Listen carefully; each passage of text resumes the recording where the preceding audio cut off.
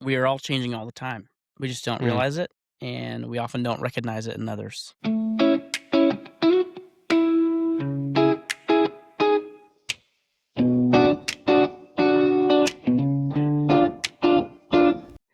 Inexplicable is our attempt at a long form conversation that entertains, delights, and maybe, if we're lucky, moves you.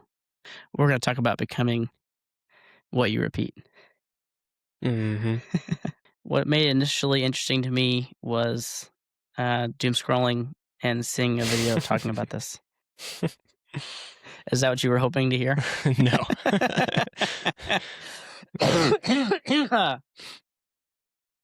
Yeah, especially given the nature of the topic. Yeah, If you become what you repeat, you are a doom scroller. it's true. It's true. Here's my hot take. Okay. Doom scrolling is not as bad if you train the algorithm to teach you things that are helpful. Hmm. Yeah, when does What it what is the algorithm telling you care about? Facebook learns what captivates you, Mhm. and because Facebook is incentivized, Instagram, TikTok, YouTube, whatever, they're all incentivized just to keep you watching. And so whatever it is that keeps your attention, that's what it's going to show to you. Mhm. And so, it's built to want to get you to keep watching. And by watching it all, we teach it what we care about, and we teach it what human beings in general are willing to watch. Yeah.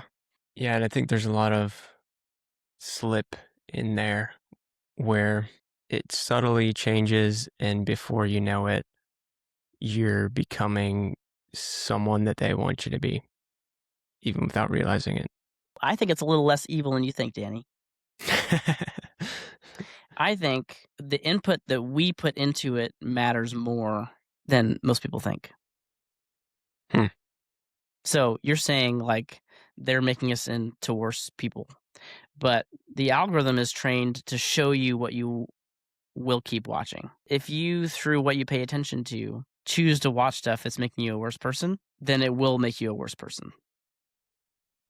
Yeah. But if you show it that you want to learn things and you want to hear meaningful content, you want to learn things, you want to think more deeply, and you seek to understand different kinds of people, it's not that the algorithm's benevolent, because it's not. But I do think we can kind of train it. I guess I think for me personally, I'm like if I'm 80% good, say, and 20% bad.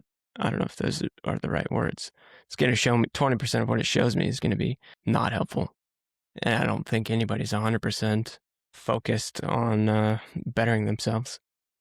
You know what I mean? Such that the algorithm could show you 100% helpful content. I know what you mean. I think if you have any hope in doom scrolling, you got to be like 99%. You got Hmm. to really refuse to watch the stuff that you don't want to be feeding. Yeah, exactly. You got to be careful. Yeah. You're like, you watch one thing teaching you about something you shouldn't be learning about, Hmm. and then it will put that in front of you again and again. And if you do it once by accident, you got to like swipe the next like 5 or 10 times Hmm. to show it like, I don't care about cats. I cared that one time, but Yeah. please stop. Well, let's get back to becoming what you repeat. Why do some people change, or can people change? It's a pretty deep question, Danny. The connection being that it changes you. What you do and what you repeat and what you consume changes you. And why do people have a natural draw towards one thing or another? And what causes that? I think I'm going to reject your question, Danny. All right. We are all changing all the time. We just don't Hmm. realize it, and we often don't recognize it in others. Hmm. And I think you change to become whatever you consistently, relentlessly move towards. Like the algorithm, you're right. If you teach the algorithm 80%, I want educational content, and 20%, I want something trashy, it's going to shove the trashy in front of you a lot, Yeah. because it knows that the trashy is more. addictive than the educational. But the person who doom scrolls and watches the trashy is still changing, even though maybe you say they're not changing, like they're not changing in a positive way. Keep Do you going. think enjoyment is, because we're talking about repetition sort of making you become who you are? Do you think enjoyment is key to that? Because you can do things repetitively that you don't enjoy, I think, that ultimately shape who you are. Yeah. Yeah, you can make habits of things that you don't enjoy, Mm. and many important things have to be done that way. Usually we would view things we don't enjoy as like a bad habit, you know? But there are some good habits that you don't enjoy and you might never enjoy that are inherently good and helpful in shaping you, making you more productive and successful. Yeah, I think if you wanna get control over the change that's happening to you, because 'cause we're all changing all the time. Mm. If you wanna get control of the change that's happening to you, you gotta figure out how to enjoy something that's gonna help you develop discipline in that thing to move you towards good. But don't wait for the good feeling to come to start making the discipline. Do you think pain is required for growth? It's a fun fact in psychology, there's different kinds of conditioning. There's classical conditioning. You can classically condition, you can classically condition a plant actually. Uh, and, you can classically condition, rats, teach them to go through these mazes, Mm, or if you put food at the end of the maze, over time, they learn the maze. And then with smarter animals like dogs, you can do operant conditioning, mm, which is basically it's like a reward punishment system of some sort. But if you're going to train a dog or a human to change their behavior, what you want is initially when they do the good behavior, you give them the reward mm, every time for a few times. And then after that, you slowly decrease the percentage of the time they get a reward, and it's kind of random. And random reward, we love it. Our brains are wired to crave random reward. It's life is a mixed bag, and trying to change is a mixed bag, and trying to discipline yourself and put yourself out there is a mixed bag. But that's how our brains are wired. right. We crave it. Yeah, it's absolutely a necessary part of motivation and enjoyment and Hmm. growth. Well, what's an example you have maybe of a habit that you formed or maybe formed you? This podcast is making me learn how to video edit. Hmm. And yesterday, I probably worked a little bit too long. I was hungry. I was getting hangry. Things were not working the way I thought they were supposed to. Um, and I was kind of frustrated driving home. I was like, "Oh, great! Now I've got to like take care of a 3-year-old and entertain her and deal with all this." After I'm like, I have a headache from looking at my computer all day. I'm frustrated, and then it kind of dawned on me halfway home. I have the best job in the world Hmm. for Yeah. me. Yeah. And that means that some days I'm gonna be working on stuff really hard that's really frustrating. At least I'm not working really hard on stuff I don't care about. So if we're becoming what we repeat, if I were, say, a complainer, if I complain a lot, does that make me a complainer? If you bark a lot, does that make you a dog? All right. Yeah. Well, that's like that's like the identity thing is kind of difficult. I'm trying to think of the correct way to respond to this question. Yeah. Let me ask a different question. Well, yeah, why don't you rephrase it or ask me a Yeah. different one that's getting the same Different thing? question. If repetition shapes us, what happens when we repeatedly rehearse our problems? Yeah, when you complain, you rehearse your problems. Hmm. So, does venting about your problems, is that productive then? I may not be with the majority on this one. Me neither. Uh, What do you you think about know, venting, I think like you, complaining? I used to complain a lot. I probably do still complain a lot, to be honest. But like in the sports thing, the conditioning they made us do felt so unnecessary. And so in my head, I got so complainy. I don't think Hmm. I said it out loud, but inside I was just getting mad and mad and mad. It's like, why do I have to waste my time doing all this to play the sport that I love? Hmm. And it didn't help. Complaining about it doesn't help. If you're thinking about how long till this is over, about something that you want to complain about, you're kind of just dwelling on the complaint versus when you kind of just recognize this is just how things are and I got to do the best right now with what I've got. There's a Hmm. mindset shift where it's kind of like when you're working out, it's so much better to work out with a friend because when you work out alone, usually you don't actually hit your max number of reps you can do because you Hmm. need somebody else yelling at you. You got one more. You got one more. You got one more. You got this. Working out alone, you're just like, oh yeah, I'm kind of tired. I'll just be done with this one now. Hmm. What about complaining in terms of um, it being there's something where it's almost sort of a bonding experience.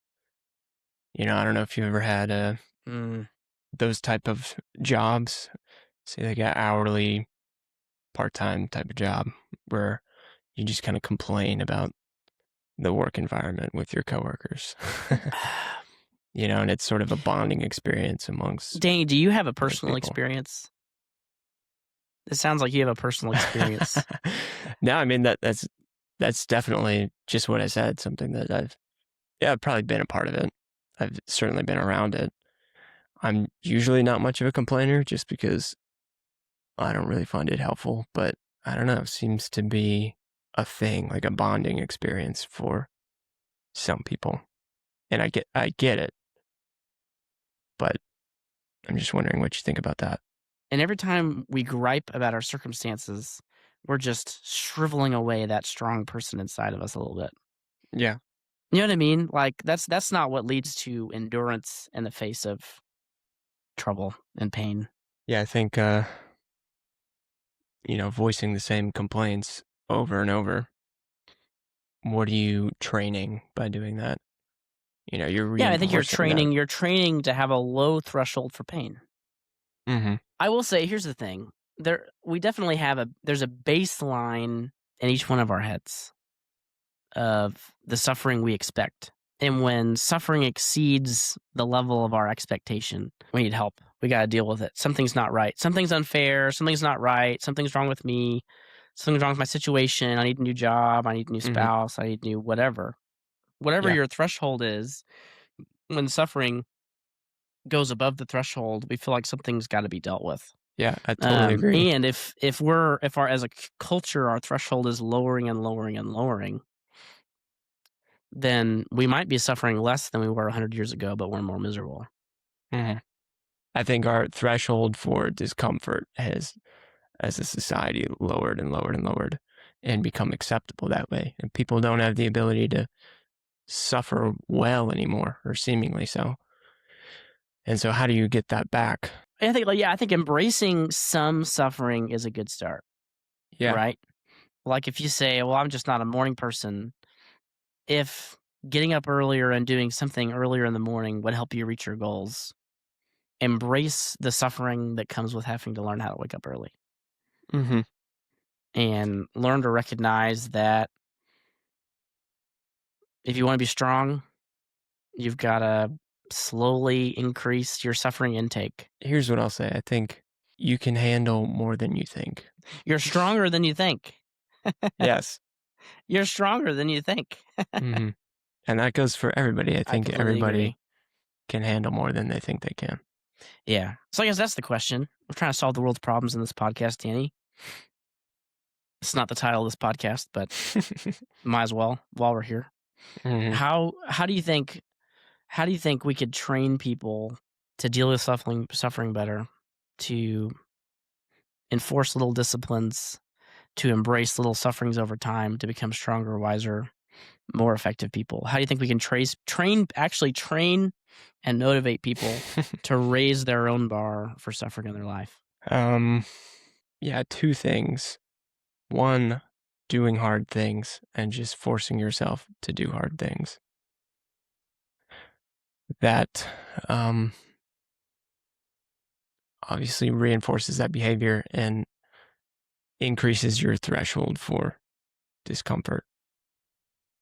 And then two, just to trying to reframe your mindset. And what I mean is, if something feels uncomfortable, tell yourself, or maybe ask yourself, is this actually uncomfortable? And then try to tell yourself, no, it's not. Does that make sense? Yeah. Yeah, that's how I would encourage people to pursue increasing their ability to suffer and grow. What would your advice be for someone who's in a position where I guess they don't feel motivated? I would say figure out what you're captivated by. Mm-hmm. If you're captivated by wanting to not suffer and to have a comfortable life and to have what you think you're owed, you're going to be miserable. Mm-hmm. People who are highly driven are captivated by producing results. And a lot of those people are miserable. There's a lot of different ways to be miserable. A good example comes from Lord of the Rings. And then these little 3-foot tall hobbits go back home, and their home has been taken over by the defeated bad guy and like his ragtag band of not an impressive army at all, but they're impressive when they're surrounded by 2-3 foot tall hobbits. After seeing great evil defeated, they're just not scared at all, and they deal with the bad guys that are like 2 feet taller than them, like they're nothing.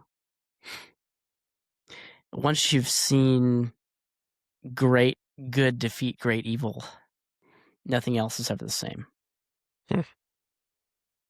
You know, like in Saving Private Ryan. Spoiler alert, but it came out like 20 years ago, so it's too bad for you guys. You had your time. You know, at the end, Matt Damon is saved, as he is in every movie that he's in, and the dying Tom Hanks says, "Earn this." You know, like 5 people died to save this one guy. Yeah. And once that's happened to you, everything changes. You know? Mm-hmm. There needs to be something that captivates you that reframes everything else. Yeah. So think about what you're captivated by. Because if it's a successful career, you will work really, really hard. And if you look at the stats, you'll probably be miserable. If you're captivated by comfort, either you'll find it and you'll be miserable, or you won't find it and you'll be miserable. So find something better to run after. Mm-hmm. Find what you're passionate about. What's interesting is the Latin word for passion literally means to suffer. So Yeah. it all ties together. It's true. So when we say You're we're passionate passionate about what you're willing to suffer for. Exactly. Yeah. And I like the example, the Lord of the Rings example, because they come back home and they feel like what they're dealing with isn't a big deal compared to what they have dealt with. But the peak of the hardship that they experienced, they didn't go straight to that. They had a whole journey getting there of small, hard things and trials that they had to deal with getting up to there. So it was a series of discomforts that sort of led to this big discomfort that sort of, I don't know, changed them in a profound way. Does that make sense? And it all happened because they started out comfortable. They saw a problem that needed to be dealt with, or they saw a friend who needed help, and they stepped up. Yeah. And did what needed to be done, and they found their courage on the way. Yeah. So what I would say to people who don't know where to start, I guess then is start small. I couldn't What do you disagree think more. about that? Start with a big goal, like going to Mordor, but they start small. You know what I mean? Like if day one they showed up at the Black Gates, I think they would have run away. If we're fully like diving into this example. Yeah. Yeah. If they had known what they were getting themselves into in the beginning, they probably wouldn't have been willing. Yeah, so it took these small steps to get to where they were in a place where they could deal with the bigger thing. Yep. And they found their courage on the way. Two dudes talking about the stuff you can't explain. Big thoughts, bad jokes, and the questions in your brain. Inexplicable podcast. Kinda weird, kinda logical. Inexplicable podcast makes a strange sound almost practical.